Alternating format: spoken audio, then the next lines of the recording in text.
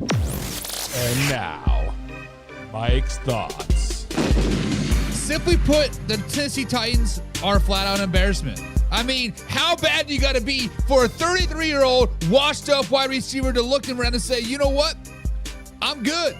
I'd rather be unemployed than stay here. And that's exactly what Tyler Lockett literally just did just today. He wants to leave this dumpster fire of a team. And the Titans granted it because, you know what? The vibes around the building have gotten flat-out rotten. Let's just be real. This isn't about Tyler Lockett. It's about the culture that has literally fallen off the cliff. The Titans brought him in on a one-year deal, hoping he'd mentor a young rookie quarterback, Cam Ward, bring some veteran leadership, and maybe help stabilize the offense that's been sitting on its wheels for years. Instead, 10 catches, 71 yards in 7 games. That's not production. That's cardio. That's run some routes and get me out of here type of energy. And we talk about the fact that they've already fired their head coach, Brian Callahan, after 7 weeks, 1-6, chaos in the locker room, and chance for Mike Vrabel to come back. Imagine how bad it's got to be when the fans you begged for a guy you fired a couple years ago, and you want him back. This franchise doesn't know what it's doing. They're on their second coach. They're on their rookie quarterback getting pummeled behind a joke of an offensive line. And now veterans are literally walking out the door. Tyler Lockett was supposed to be the steady hand, a guy who's been through it all in Seattle, who knows what a winning culture looks like. But after 7 games, he looks around and says, nah, this ain't it, dog. And honestly, can you blame him? You are 6-1. When your offense is lightless and when your most experienced players are asking to leave, that's not a rebuild, that is a crisis. The Tennessee Titans are the NFL version of quicksand. The harder they try to fix things, the deeper they sink. This is not a rough patch. This is flat out rock bottom. The Tennessee Titans flat out suck. Cue that intro. Are you ready for the best damn NFL show on the planet? Man Hour Nation, rise up. Yeah, hey, let's go. Hitting that gridiron, we going hard, we running the plays. You know the vibe, only the strong survive. Gotta keep your head in the game. Talking NFL, uncut, straight raw. Steady bringing that sauce. We about to take off. Get it hype, this man, our sport talk. Yeah, yeah. From the quarterback to the lineman, everybody bringing heat. You don't really want to try them. Hey, hey, who gon' win? It's a battle of the giants. This show is the flyest. Nobody can deny it. This is Man Hour. Sport Talk. Man Hour. Sport Talk. What team you reppin'? We keep it interesting. Who caught another down? Who got that interception? This is Man Hour. Sport Talk. Man Hour. Sport Talk. What team you reppin'? We keep it interesting. Who caught another down? Who got that interception? Let's go. What is up, Man Hour Nation? Welcome to Man Hour NFL Talk. You guys go-to spot for live, raw, uncut NFL talk. I'm so glad you're rolling with us today. But before we jump into today's action, guys, head over to manhourradio.com. That's where you can find all your exclusive merchandise, the fresh blogs, and everything happening with the Man Hour show. If you're rocking the Man Hour, guys, that is the spot to do it. Make sure you guys hit the like button, hit the share button, and of course, subscribe today as you never miss a live, interactive show. That is the easiest way to stay plugged in with us. But if you want the full Man Hour experience, guys, become a Pigskin Pundit. That is our members-only community. You get free entry into the weekly NFL pick'ems, giveaways, exclusive merchandise, and of course, the bonus live streams that only the Pigskin Pundits get. So if you want that next full access, guys, join the squad today. Now remember, guys, this is a live interactive show, so drop your thoughts, your opinions, and your hottest of the talks, takes to the comments down below. With that being said, guys, we have to welcome the man, the myth, the legend, Mr. Mellow Mike into the chat today, and he says, Buck, I told you so. He says, let me start this off right the bat. He says, I told you so. I told you the Jacksonville Jaguars are not for real. And Mellow Mike, maybe, just maybe, we jumped on the bandwagon a little too early. Maybe, just maybe, we started hyping up Trevor Lawrence and the boys just a little bit too early. However, ever since that fan was seen humping the floor after the Jacksonville Jaguars beat the Kansas City Chiefs on Monday Night Football, they're 0-2. Not only are they 0-2, they're playing very, very not inspired football right now. So are the Jacksonville Jaguars just going through a rough stretch, or they actually bad? We're going to talk about that a lot tomorrow as I go back and watch the Jacksonville Jaguars game again versus the, who do they play? Overseas now, I'm drawing a blank. Either way, I'm going to have to go back and really watch the film to see if their defense is just bad or if their Trevor Lawrence is just bad. On the flip side, they did miss Lloyd in that overseas game. But you know what? You are right. Alpha Rob. So we got my man Shay Frazier's in the chat today. What's up, Shay? He says, "What's happening, everybody?" And then he comes out and says, "Gibbs is having himself a game, ladies and gentlemen." Jahmyr Gibbs is out there balling right now. I had the game on pause. It's midway through the third quarter. Jahmyr Gibbs is out there balling right now. I have him on my fantasy team. Shay tried to get him from me for pennies on the dollar, but that ain't going to happen, baby. But yes, Jahmyr Gibbs is balling out. And Mellow Mike says, excuse me, but how is Mike McDaniel still employed? How is Mike McDaniel still? That's a great question. That is a great question, and that is a question that we're going to address on Wednesday when we do talk a little bit about the AFC East. I am trying to gear days, so like talk a little AFC East on Wednesdays, the AFC South on Tuesdays. Just trying to gear it out a little bit, right? Just to get it out. Got my man Alpha Rob in the chat today as well. He says, "What up? What's up, Alpha Rob? Hope you're having a good old day, man." Trevor was, is, and always will be overrated, says Mellow Mike. On Tuesday, we have a segment called Overreaction Tuesday. And you know what, Mellow Mike? Let me write that down.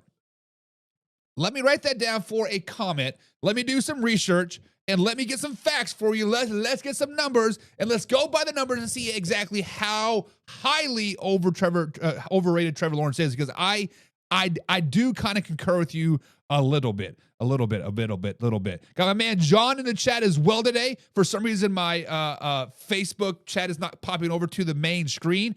So I see John is like in there. He says, what up, Man Hour Nation and Buck. What's up, John? Hope you're having a good old day. Got my man Derek in the chat as well. He says, too bad the Raiders quit thinking that we had their third string. Derek, you're simply put, the Raiders are not good. The Raiders are not good, my man. I don't know what else to tell you. The Raiders are not good. They never will be good. They never have been good. Matter of fact, in our Pigskin Pundit chat group, I believe it was Jim, sent out a little like a little reel thing. Said, and it was a bunch of Raiders fans. They're like, how do we root for the Raiders when they are good? And they like flash back to like 1983 or something. It was ridiculous, right? Say the crazy thing. And Shay says, crazy to think that the Packers still have a better record in the standings than the Detroit Lions win tonight. Shay, let's not get crazy. We will be talking about the one and only Green Bay Packers tonight, guys. But let's start off on the top of the board, and let's talk about a team that most people have been sleeping on.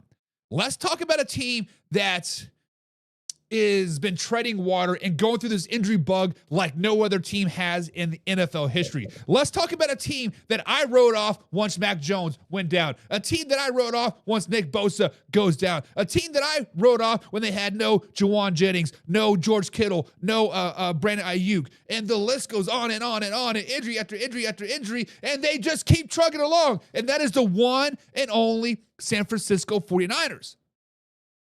Guys, the San Francisco 49ers have been riddled with injuries play after play, game after game, week after week, year after year. If it's an injury, it's probably coming from San Francisco. Guys, let's dive right into this because the San Francisco 49ers defense held strong against the Atlanta Falcons without their top two dogs, Fred Warner and the one and only Nick Bosa. But here's the harsh reality for the 49ers. Yes, we've been writing them off. Yes, I've started to believe them. Yes, they're a top 10 in the NFL team.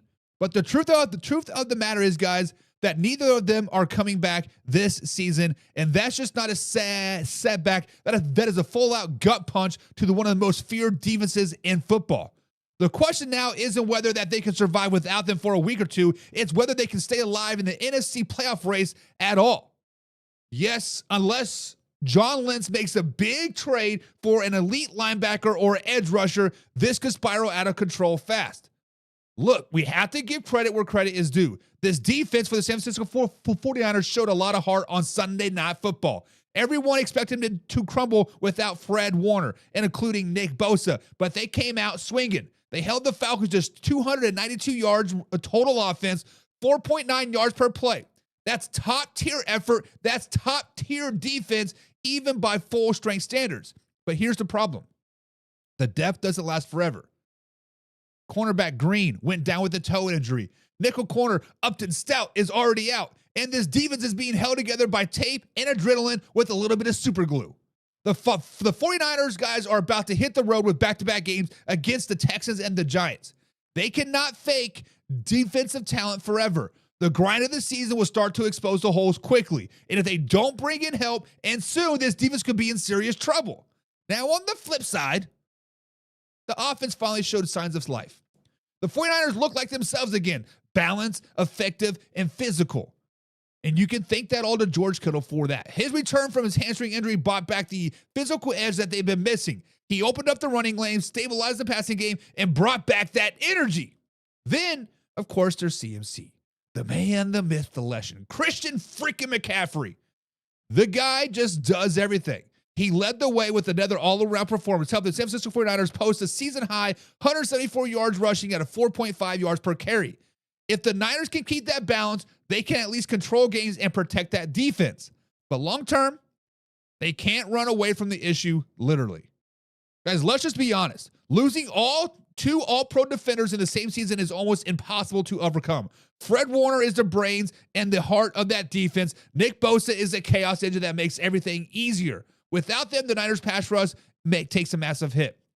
And then back seven gets exposed. So what's the move? What can the 49ers do to stay competitive? It's simple. They have to make a trade, period. The front office needs to get aggressive. An elite linebacker, an elite edge rusher, somebody who can stabilize this defense before it's too late, because let's just be honest, their Super Bowl window is closing very, very rapidly by giving that big contract to Brock Purdy, which he may not even play for the rest of the season because Mac Jones is the man, the myth, the legend.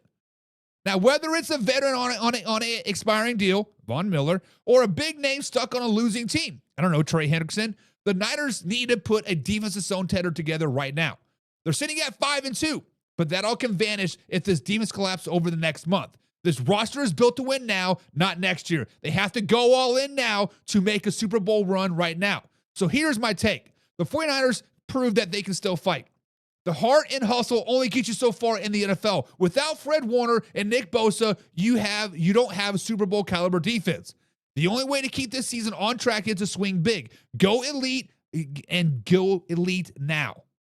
Go get a pass rusher and make a difference, because if they don't, this could turn to a playoff push into a collapse. So, guys, what do you think about the San Francisco 49ers? Should they go out and make a blockbuster trade to keep this momentum going to replace Fred Warner and or Nick Bosa? Or should they just sit back and take? Should they just sit back like, you know what, we're good. We're a good 500 team. Comment down below who you guys think they should trade for. Is it somebody like Trey Hendrickson? Is it somebody like Devontae Flower? Is it somebody like Von Miller? Maybe Joey Bosa. I don't know. Somebody. Guys, hit the subscribe button, hit the like button. Remember, we're live Monday through Friday at 9 p.m. East Coast time right here at youtube.com/man-hour. Now, this is a live interactive show. Jump in. Tell me who the San Francisco 49ers should trade for, or if they're even a playoff caliber team as currently constructed. That's what I want to know. Shay Fraser says the 49ers are finding a way to win still. Let's attribute it to good coaching. Shanahan is a dog. Not wrong. Not wrong on that one bit. Let's just be honest. The 49ers are arguably one of the best coached regular season teams in the NFL. Now, when they get to the playoffs, when they get to the big game, the nut crush time, Kyle Shanahan is a dog. He's a little chihuahua on the porch barking up until the big dogs start walking up. Then he pees his pants. That's just the way it is. And the way the 49ers are winning right now is on the shoulders of Mac Jones. And when you look at this even further, let's go back 3-4 years ago when the 49ers traded up to get Trey Lance. Mac Jones was circled on their roster board or on their draft board. They wanted Mac Jones. They wanted Mac Jones bad. I don't know why. They passed on him, but they wanted him bad, and they're like, man, maybe Trey Lance is the guy. Kyle Shanahan is a dog, Shay. You are absolutely correct. However, Mac Jones and CMC are pretty beastly too. Alpha Rob says, and the Bills lost to that team that beat the 49ers, or to the 49ers beat. It's all about any given Sunday, right, Alpha Rob? It's all about matchups. It's all about schemes. It's all about personnel. The 49ers match up well against the Rams, against the Cardinals, against the Seahawks, the rest of the NFC. They don't match up so great against AFC teams. Let's just be honest. Let's just call a spade a spade a spade. Oh, by the way, Shay, Packers suck. I don't know if you can see that or not. But yeah, Packers suck.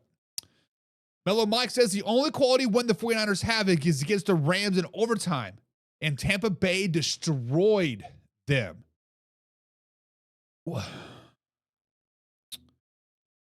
So we have to, so yes, you can say the only quality wins that they have is against the LA Rams. Right? Like, yes, I can see that. However, the Falcons were not a terrible team. They were riding a roller coaster of emotions. They were on a high streak, right? The Jacksonville Jaguars, there's, as much as you hate the Jaguars, Mellow Mike, they're still a pretty damn good team. The Cardinals, many of us sat here and said, you know what? They're a 9-10 win team. They're a sleeper in the NFC. They can make the playoffs. Now, since starting 2-0, the bottom has completely fell out. We're going to talk about getting Jonathan Gannon fired here shortly.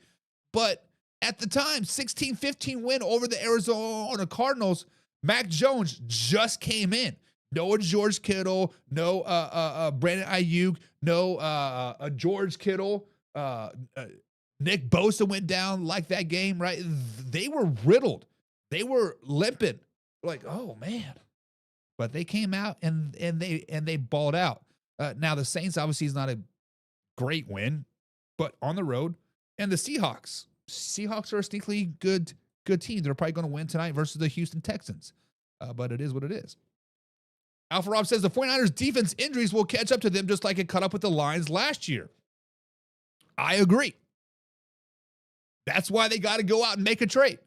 That's why they go out and got to get a Trey Hendrickson, a Myles Garrett. I mean, obviously not those players, but those type of players. Maybe reach out to the New York Football Giants like, hey, what do you want for Thibodeau? What do you want for Brian Burns? That would be great pickups. Amazing pickups. But we'll see. We'll see. And Mellow Mike says they should tank for picks. They already got 5 wins on the season. Even if they tank, don't win a game for the rest of the season, they're still going to be a 10th, 11th, 12th overall pick.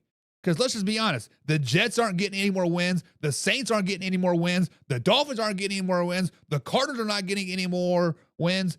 Who else is not getting any more wins? Jets, Dolphins, Saints, Titans are not getting any more wins. Cardinals, there's 5 teams right there that are not getting any more wins for the rest of the season. Texas might get 1 or 2. So there's number 6. They're not going to be very good. The Bengals are just not going to be any good. The Ravens might be a top 10 overall pick at this particular rate. And hell, the Chicago Bears, as well as they played on Sunday Night Football, they might be just as bad. They got a tough-ass schedule. Hell, the Raiders may not even win another game for the rest of the season. There's some bad football teams. Don't be taking now. You should have thought about taking week 2. But it is what it is. But Miller Wright says, let's just be real. Let's simmer down now. Let's be real. Would Trey Hendrickson, the best pass rusher available, even available enough to overcome Kyle Shanahan's choke act? No. I don't know why Kyle Shanahan shits the bed in the Super Bowl or championship games in general. Anytime it is close, Kyle Shanahan literally dribbles down his leg. Like, what's going on? But think about next year. You go out there and get a Trey Hendrickson. I got to know how the money works out, because obviously Trey Hendrickson wants to get the bills, y'all. And the 49ers just paid Brock Purdy a bunch of bills, y'all. And he's probably going to be cut by the end of the season because Mac Jones is balling out. But it would be great to see. It would be great to see the potential of Nick Bosa, along with Fred Warner, along with Trey Hendrickson, along with that interior, there'll be a dominant defense. Just like how the Lions should have picked up Micah Parsons last year, but you know what? It is what it is. Shay, that's hurtful. Yeah, I wrote that. I don't know if you can see the marker board or not, Shay, because it looks like you're on YouTube Shorts. But if you go to the main page, on the main forum, right there it says, Packers suck. I just want to let you know. But then it also says that the Saints have been marching backwards since 2010. So just a little shots, right? Mellow Mike says, when Shanahan wins a Super Bowl, then he will get some respect. Until then, he will be just like the Cowboys in the playoffs. Choke artiste. Artiste. Let's make a little friend. Choke artiste. I agree. Kyle Shanahan needs to win the big game. Kyle Shanahan needs to be better in the Super Bowl. Kyle Shanahan needs to come out and be a dog in the Super Bowl. Mellow Mike said the Jets aren't winning a game, even with Tyrod Taylor for MVP. That is tough. That is tough. But let me ask you this question, Mellow Mike. Now that Justin Fields has been benched and they've seen the grass on the other side, they think it's a little bit of greener on the other side. Tyrod Taylor comes in and does his thing. What if Tyrod Taylor does come out and ball out? What if he is out there slinging the rock and somehow saves the Jets season and saves Aaron Glenn's job, and somehow, some way, they become a 6, 7, 8 win team? What does that mean for Justin Fields? Because I have heard people say, Shay Frazier, say that Justin Fields is going to be a top 10 quarterback this season. Top 10 quarterback this season from Justin Fields. If Tyrod Taylor comes in there and wins a couple games, do the Jets cut tie with Justin Fields? Is there a team out there that could use the services of Justin Fields, a top 10 quarterback? I just think it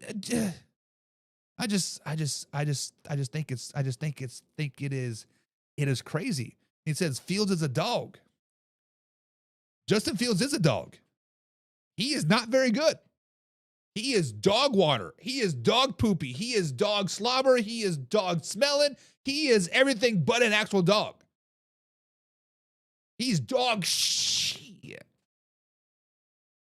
Justin Fields is not very good, Shay. He's not very good.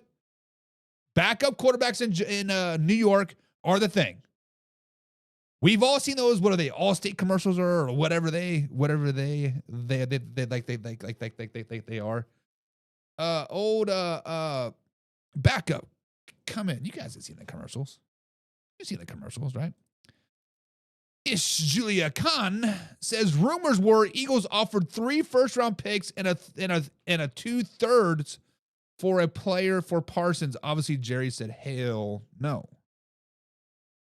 The reason why Jerry Jones said hell no to that trade, which obviously that is way, way higher than what the Packers pay for with the 2 first-round picks and a 3rd-round pick, right? You never trade a franchise-changing player to a division rival. Look what Mike Tomlin just said. Yes, Joe Flacco is washed up, 40 years old, whatever, yada, yada, yada. But the Browns made the Bengals competitive. Now, is this the Browns playing chess with Joe Flacco saying, hey, we know we're going to be bad, but we're not going to be as bad as the Bengals without a quarterback. So let's give them Joe Flacco, be a little bit better. They can get a 10th overall pick, and we'll say that 6th. But let's just be honest, the Browns are not thinking that long term. But you can think like that, right? But you never trade players interdivision. It's just F those guys. F those guys, F those guys, F those guys.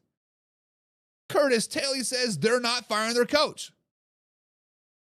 Curtis, I encourage you to go over to facebook.com/manhour, NFL Talk, click on groups, and go to our AFC East group.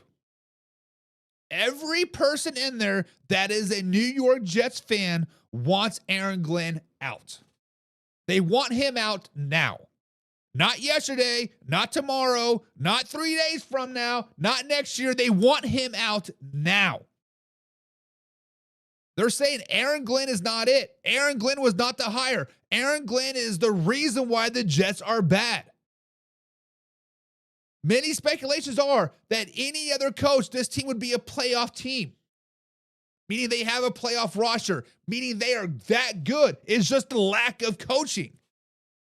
And honestly, when you watch the New York Jets play, they are a great defensive team.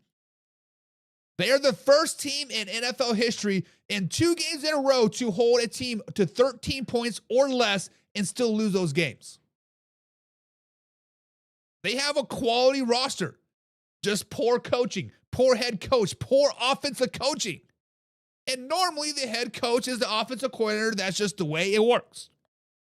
And when your offense can't score points, no matter how great or how bad your defense is, it's going to be a long, long season. It's all about momentum. It's all about getting that hype.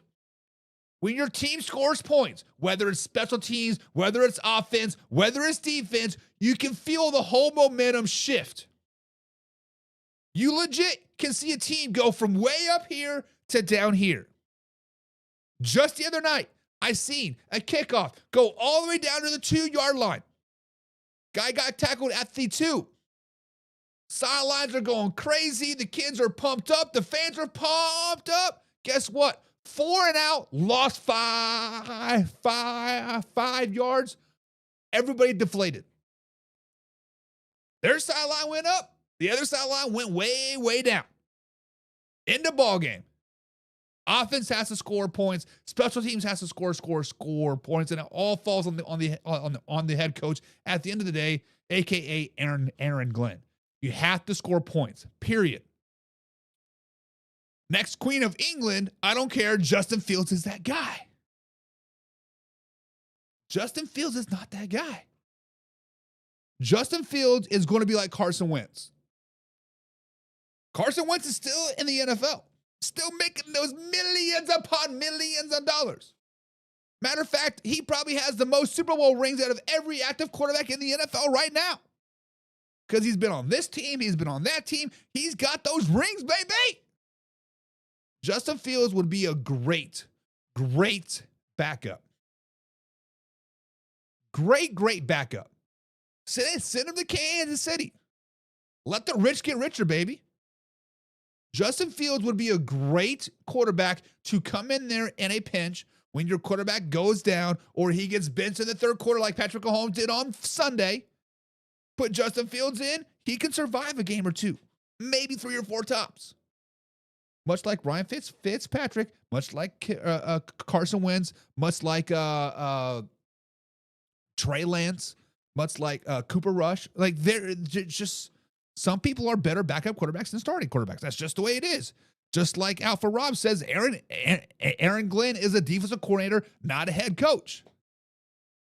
I would have to concur. And Mellow Mike says, Jets fans wearing bags over their head, begging Woody Johnson to sell the team. Now, I don't want to be that person, but I'm pretty sure Woody Johnson announced that he had cancer. Or was that the Giants head coach? Guys, correct me if I'm wrong. But one of the Jets owners reportedly has cancer. So I don't know who that is. So what's going on here? I'm trying to fix this. Sorry.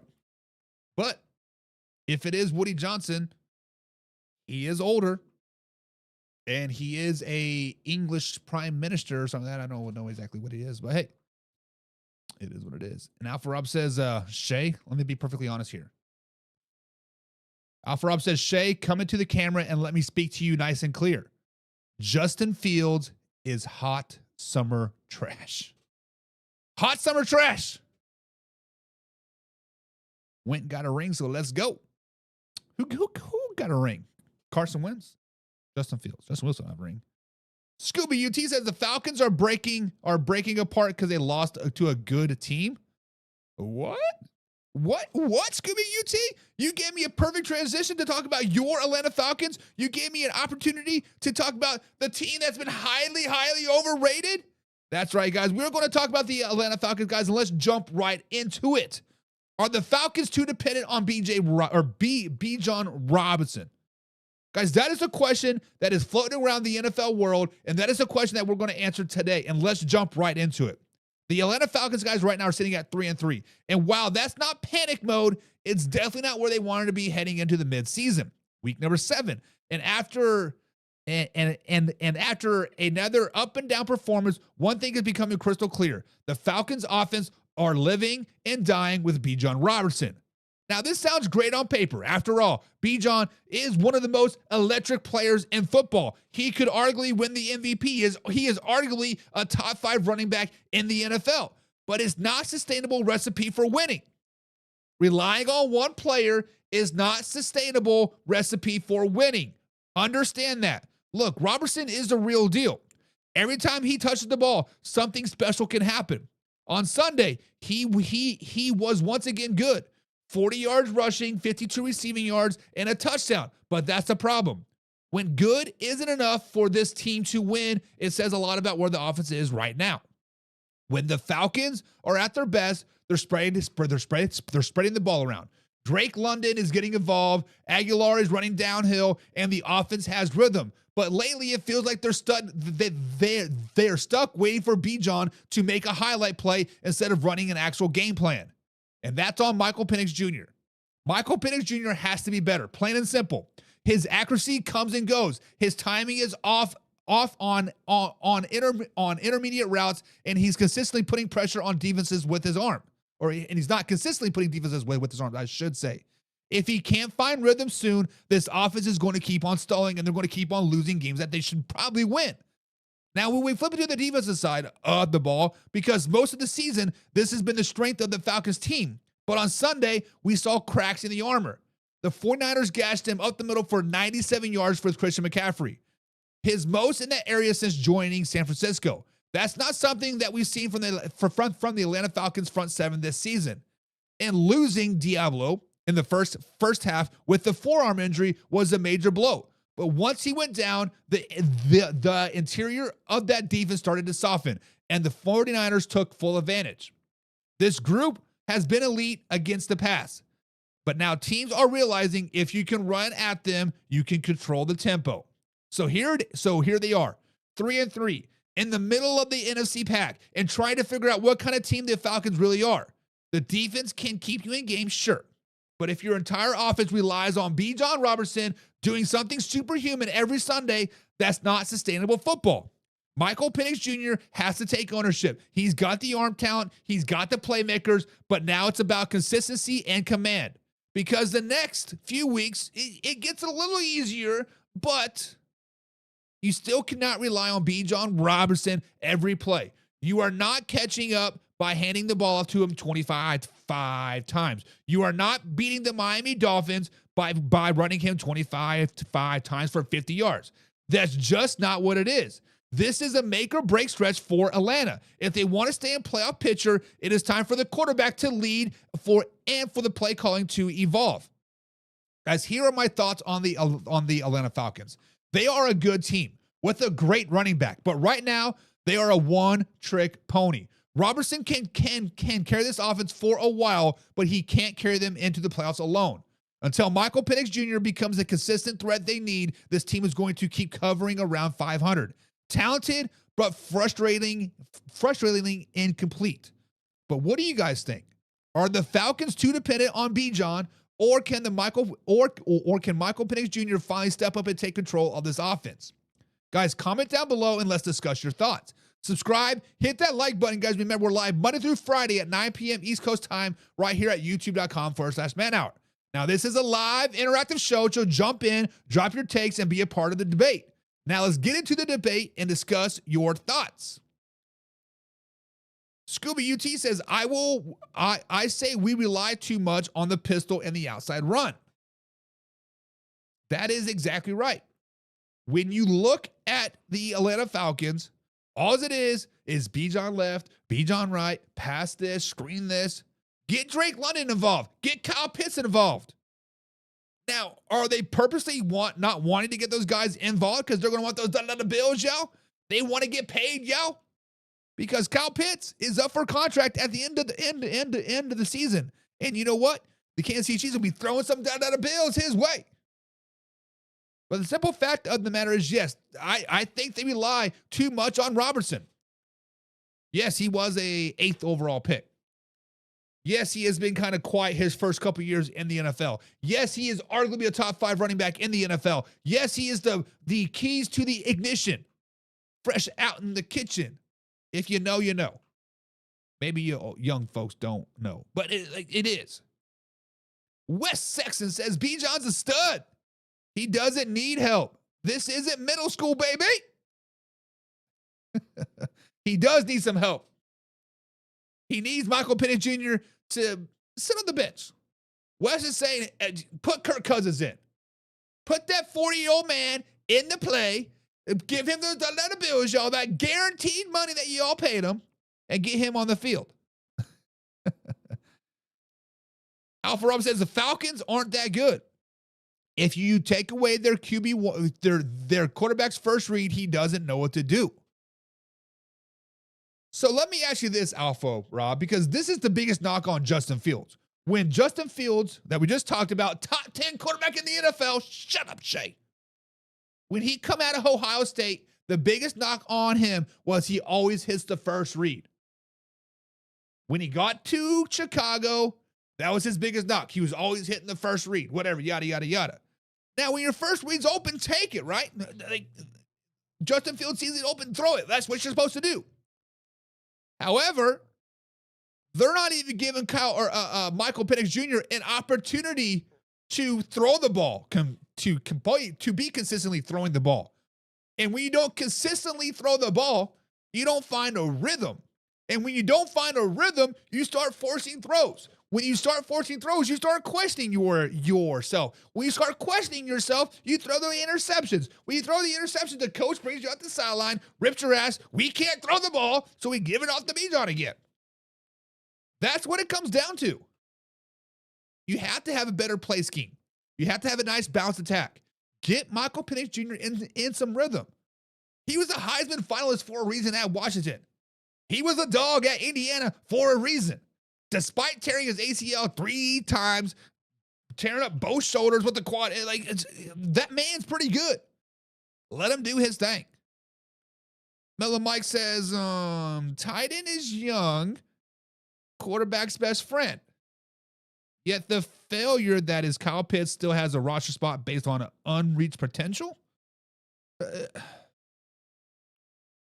Kyle Pitts has been the biggest what if for the longest time. But let's just be honest. When Kyle Pitts got drafted, I believe it was number 7 overall, right? He was a top 10 pick, tight end. He was supposed to be the next Tony G. He was supposed to be the next Gronk, the next Travis Kelce. He was supposed to be the guy. Rookie season, he was not ever the guy. Second season, he was never the guy. Third season, he's never been the guy. Now, this year, he had a game. I think he finally maybe broke 60 yards, but he's never been the guy. Kyle Pitts is strictly name off of unreached potential 100%. Mellow Mike, you are 100% correct. When you look at Kyle Pitts, when you talk about Kyle Pitts, you have to start throwing the word bust out there. You have to start throwing the word bust out with Kyle Pitts. Let's just be flat out honest. He is not that great. Now you bring him down to Kansas City. You let him work with D. Patrick Mahomes and D. Andy Reid with a little bit of Noah Gray, with a little bit of Xavier Worthy, Rashid Rice. Now slow it down, baby. Now he might be that damn good. But right now he's unreached potential.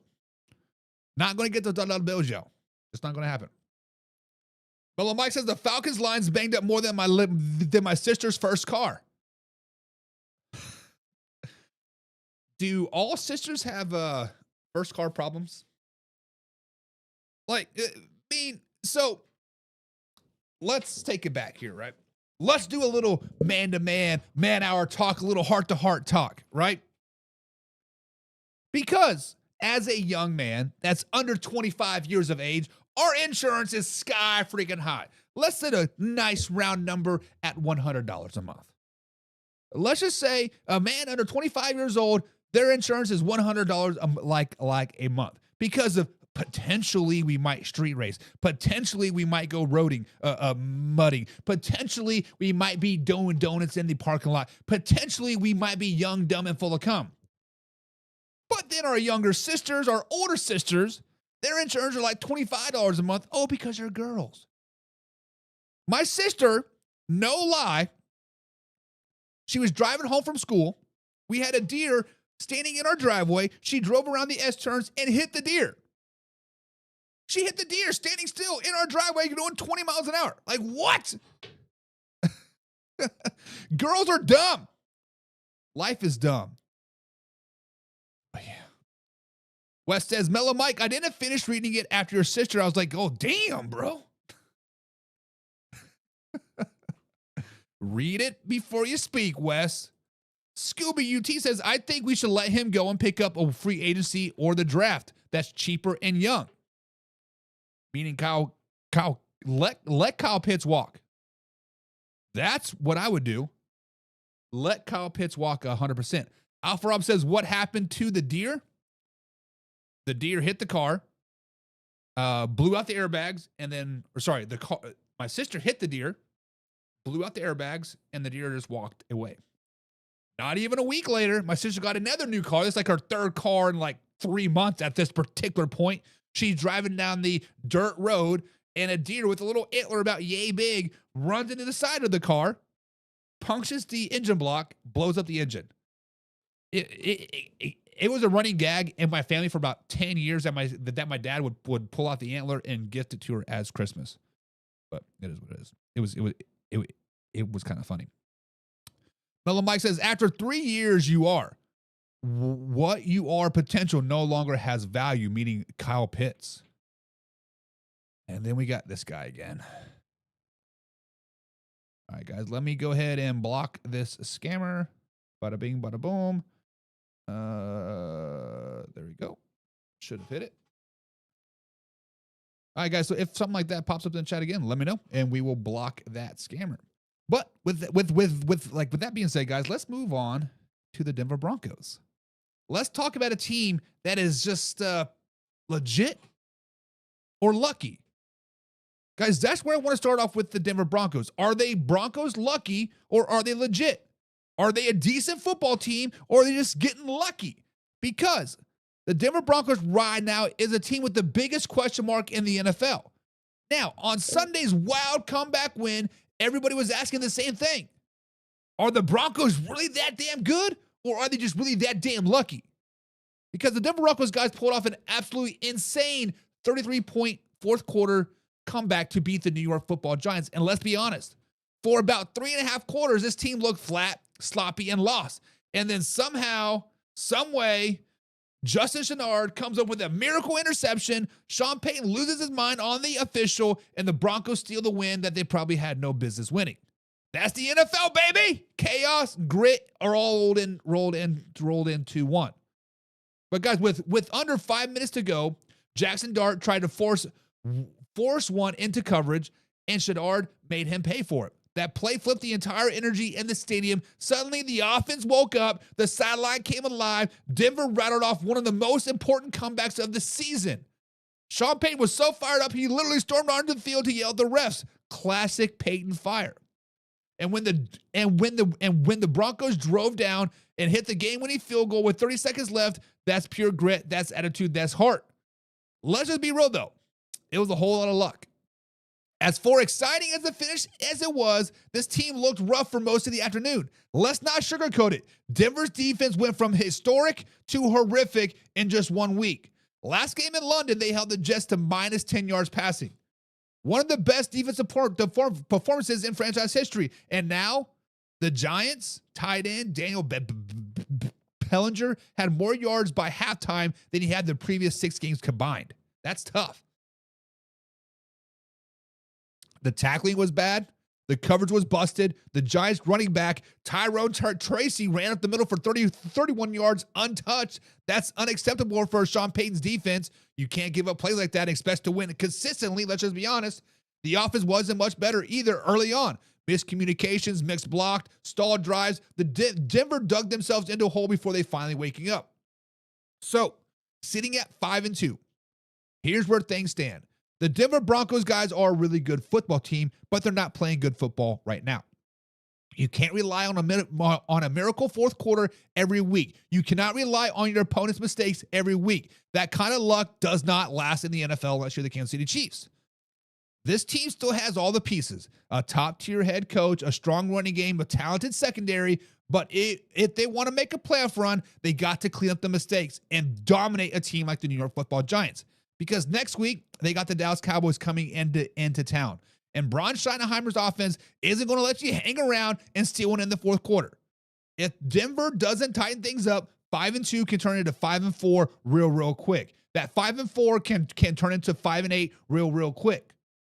Guys, the Broncos aren't lucky, but they're not elite either.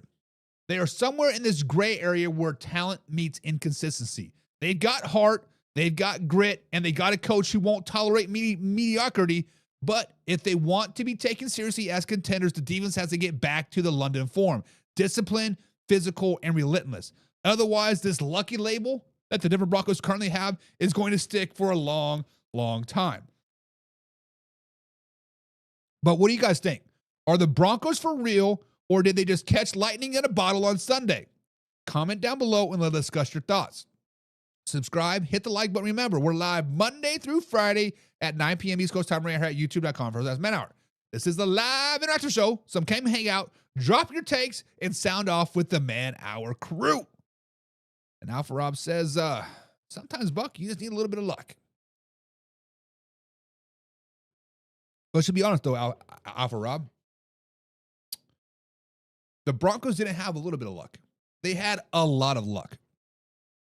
They were literally down 19-0 going into the fourth quarter. They were literally down. They had 0 points, like 10 minutes left to go in the fourth quarter. And then what happens? They got lucky. You are not going to get lucky like that versus the Kansas City Chiefs. You're not going to get lucky like that versus the LA Chargers. You're not going to get lucky like that versus the Houston Texans, the Jacksonville Jaguars, the Buffalo Bills, Pittsburgh Steelers. The list goes on and on and on. The only teams you're going to get lucky like that against are the the Las Vegas Raiders, the New York Giants, the Jets, the Dolphins, the Bengals, and the Titans. 5 shit teams. Other than that, they're going to be trash. Shane says, let's hear about them Packers.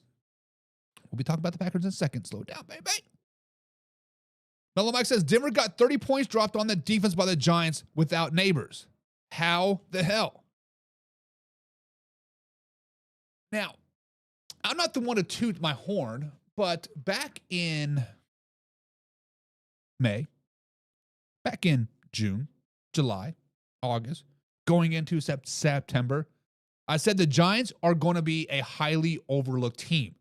The Giants are going to be a lot better than many people expect them to be. As their record will not show it because they got a gauntlet of a schedule, they're still going to be pretty good.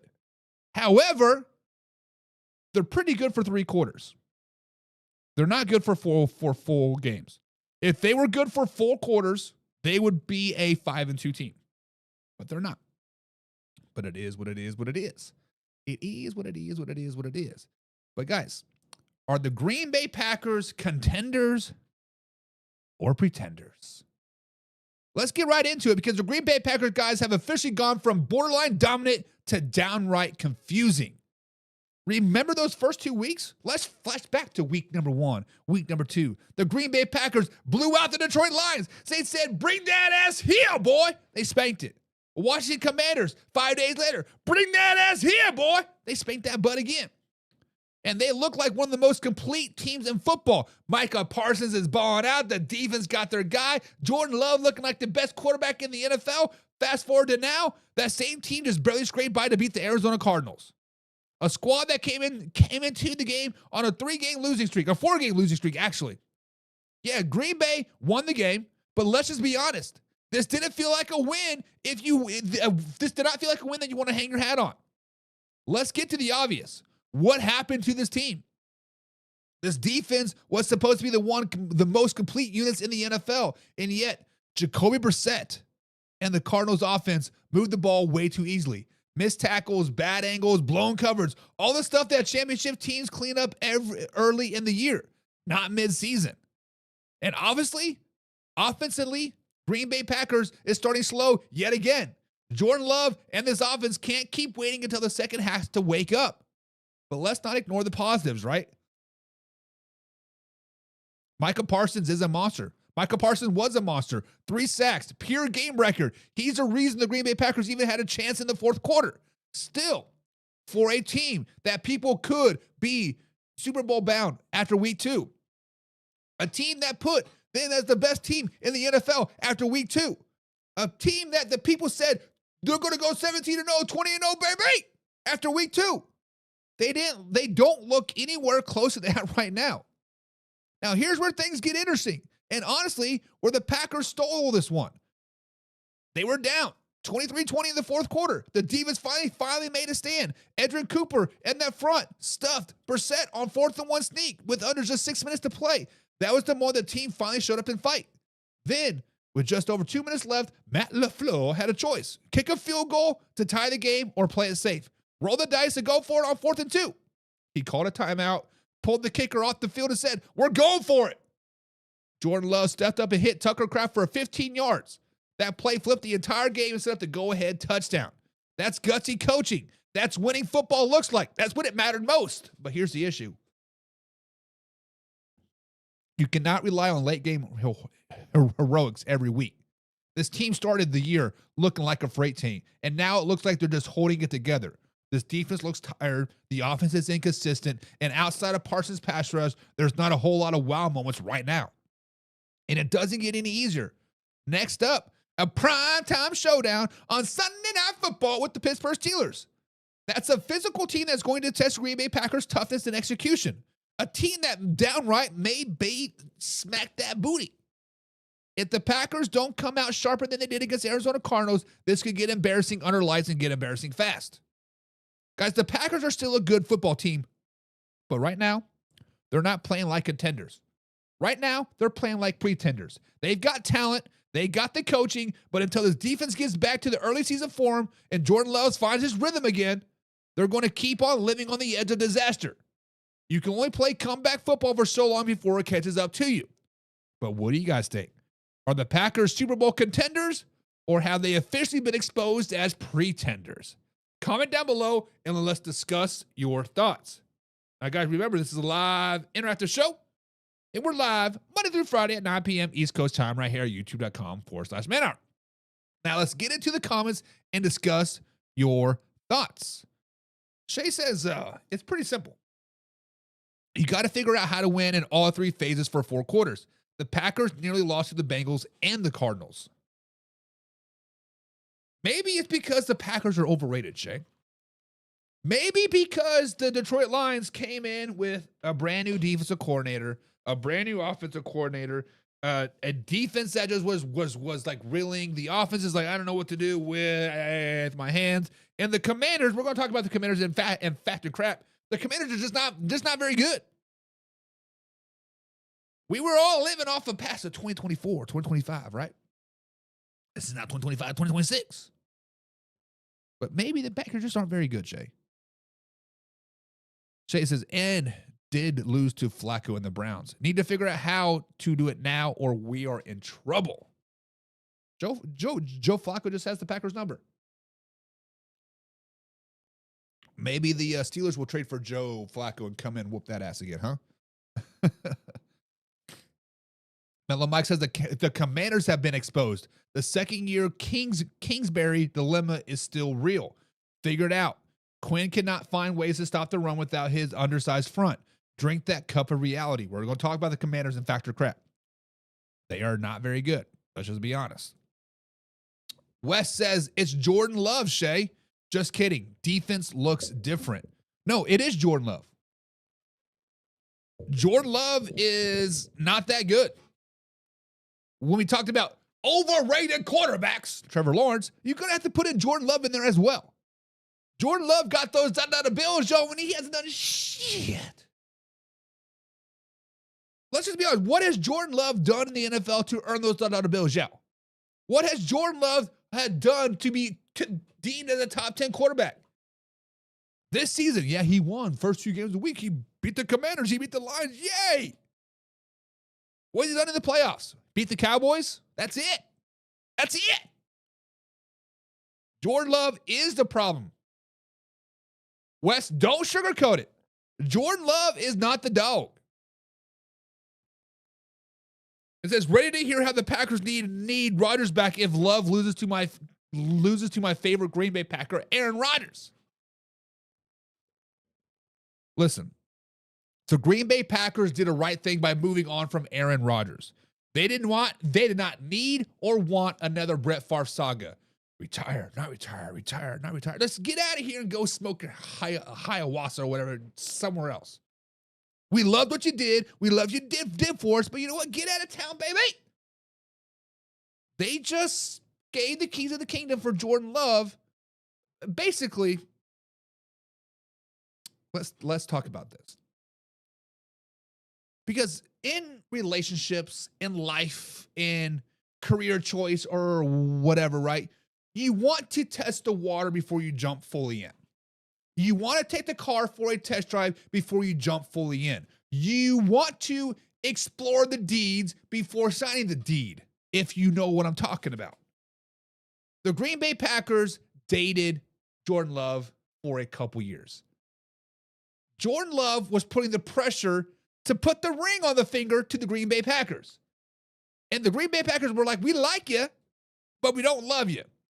We don't want to lose you, but we don't love you. But if we don't love you and we don't want to lose you, what we got to do? So without taking the car for a true test drive, without signing the deeds, like the Green Bay Packers signed into a long-term marriage, signed that contract, said I do to Jordan Love, and now it's kind of like, well, shit. I understand they signed a 1-year extension and he balled out or whatever, and then he got that 4-year deal and he balled out, right? No. The truth of the matter is they got hosed. And Alpha Rob says it's clear as day. This is clear as day, Shay. The Green Bay Packers are pretenders. The Green Bay Packers is a team full of what ifs. What if we had a coach that wasn't dog poo-poo? What if Micah Parsons didn't have a back issue? Now, we understand they're first in the AFC or the NFC North. We understand that no matter the outcome of the Lions game, actually, I think the Lions game should have been over now. They're still going to be in first place. No matter the outcome, they beat the Lions, they beat the Commanders, they beat the Bengals, they beat the Cardinals. But the truth of the matter is, the Packers' schedule does not get easy. Steelers, a very hot Panthers team. The Eagles, a very, very good Giants team. The Vikings, we don't know what to do with their hands right now. The Lions obviously look pretty dominant from what I saw earlier tonight. It's paused on the third quarter. And then they play the Broncos and the Bears twice. Like, it would not shock me one bit if the Packers do not win another game for the rest of the season. It would not shock me one bit if the Packers go 0 from week 7 and beyond. Week 8 and beyond. It would not shock me one bit. And Shay, as a Packers fan, you need to be really concerned. If you guys do not play well, look well on Sunday, it could be a long season. You could go from Super Bowl to first overall pick real quick. And Alpha Rob says, what has Parsons been doing? Parsons has been playing about 50% of the snaps like he always does. He does great when he can rush the passer, but when he has to stop the run, he shits himself. That's what Micah Parsons is. That's what I told you guys in the offseason. That's what I told you during the season. Micah Parsons is an elite pass rusher. The minute they're not in passing situations, Micah Parsons is below average. But Shay says, whoa, slow it down, baby! Packers got some sinks to work out, but we are fine. As a wise monk once said, RELAX. Relax. I don't know. There's no relaxing. There is no relaxing because if you get beat by the Steelers and then you welcome the Carolina Panthers into Lambeau and you get beat again and then you get embarrassed by the Philadelphia Eagles on Monday Night Football and then you go into New York and lose to the Giants and you're on a 4-game losing streak, all of a sudden you are at what, 4-5-1? The world is coming to the end, baby. There is no relaxing then. There is no relaxing then. And Miller Mike says, Packers, pack them bags. They cheesing into the playoffs. They're not cheesing into the playoffs. They're not going to the playoffs. If they are, they're a one and done, just like the Lions, just like the Vikings last season. Wes says, I wasn't trying to hurt his feelings all the way, Buck. I tried to keep the peace. No. There's no keeping peace, baby. There's no keeping the peace. Talk that shit. Shay says, hate all you want on Jay Love. He is the franchise quarterback. He's the franchise quarterback because you paid him all those dollar bills, y'all, without shit to prove it for it. We talked about Kyle Pitts and all these unreached potentials, all these empty promises, and that's what Jordan is giving to you, baby. Empty promises. Empty feelings. He talks great over text messages. Hey, baby, I love you so much. Here, you are my world. Here are some flowers. I'm going to give you a back massage when I get home. I'm going to do a little bit of this, a little bit of that. And he comes in, he takes his shoes off, dirt all over the place, throws in the recliner, and pops open a Bud Light. I'm like, Bubby, but I thought we were going to have a date night. No, we'll do it tomorrow. That's what Jordan loves doing. No, we'll do it next time. No, we'll do it next. Only if the Packers had Von Miller. Ooh, they had Von Miller and Micah Parsons, baby, to the moon. Oh, Lord. Mellow Mike says, but Hayfully needs to adjust his defensive scheme as the NFL adjusts to year 2. Welcome to the NFL. Love has weapons, receivers, running games, but the Packers screwed up. No prenup. Facts. Always got to sign that prenup. You got to have a way out. And Mellow Mike says, wait. Shay, how are you repping Love and then Fields before that? You've been hanging around for Buck way too long with this fan double dipping fandom. Oh, Shay. Damn, hey. Ugh. Mike McDaniel to the Packers, get out of here. Get out of here. And Shay's like, no, I just recognize ball, baby.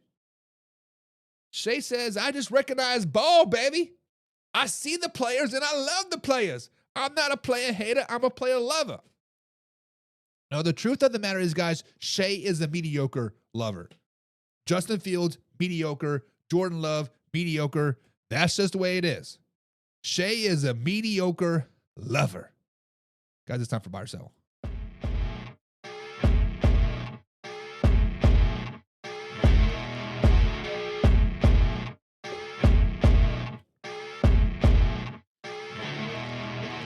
Guys, it is time for buy or sell. Here's how it works. I'm going to throw out a bold take, a question, and it's up for us to decide. Are we buying it or are we selling it?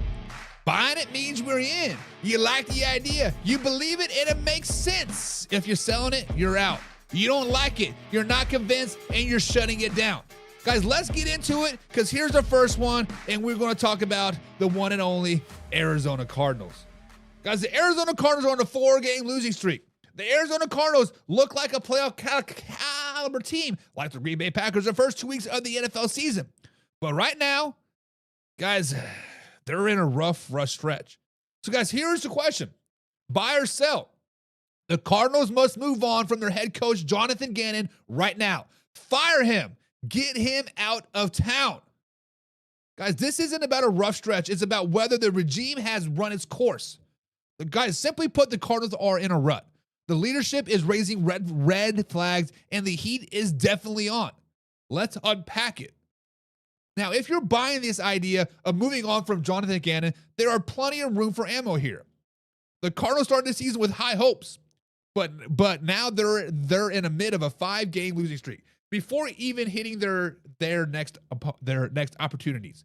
After opening the season off 2-0, this collapse makes the trajectory very, very alarming. Gannon's sideline behavior has earned national headlines. He was fined $100,000 for a sideline altercation with his running back when he fumbled the ball. His handling of injuries and public scrutiny has been vague and inconsistent. For example, Gannon was non-committal about the status of quarterback Kyler Murray's for earlier this week. The stretch of the upcoming games is brutal as well. They're facing the Cowboys on Monday Night Football, and then the Cardinals have to go up to the Seahawks, 49ers, and Jaguars, Buccaneers, and Rams. All playoff type of squads. If you don't at least show signs of cohesivity, a little kumbaya under Gannon, the window is closing. Leadership matters. When your coach is making headlines for sideline outbursts instead of rallying the team, that credibility takes a hit. A franchise in rebuild mode or in the process of turning around needs steady leadership, not chaos. So if you believe in the Cardinals regime needs a fresh look to reset culture, you're on the buy side of things. However, if you're selling the idea, meaning you believe Gannon should be retained, here are your arguments, right? Coaching turnover is disruptive. You don't want to kill any momentum the Cardinals may have had. It hasn't been all doom and gloom. There have been signs of life. Trey McBride breakout is one of them. Coaching staff still retains the aspect of many of the building, and sometimes trends reversal can happen without a full reset. Replacing a coach isn't a silver bullet. You don't hire a new coach and immediately fix some somatic issues, quarterback, O-line, depth, and roster depth overnight. There's risk of moving on too soon. So, guys, if you are believing if Jonathan Gannon has a chance to fix this rather than starting over, you're on the south side of things. But here's where I stand. I am 100% buying move on from Jonathan Gannon. The signs are pointing to a deeper issues than just a losing streak. This is about culture. This is about discipline. This is about direction. This is about a coach that's more worried about pleasing the outside people than pleasing people in his building. The sideline spat and lack of clarity and the schedule upcoming, it all adds up. At this point, the Cardinals need a reset. They don't need at least to look better in the next stretch, sitting at 3-4. Will force the decision anyways. Better to start the transition earlier than later. Fire now, worry about it later. So what do you guys think? Are the Cardinals done with Jonathan Gannon, or should they move on, or should he get more time to turn things around? Guys, comment down below and let us discuss your thoughts. Shay says, fire Gannon.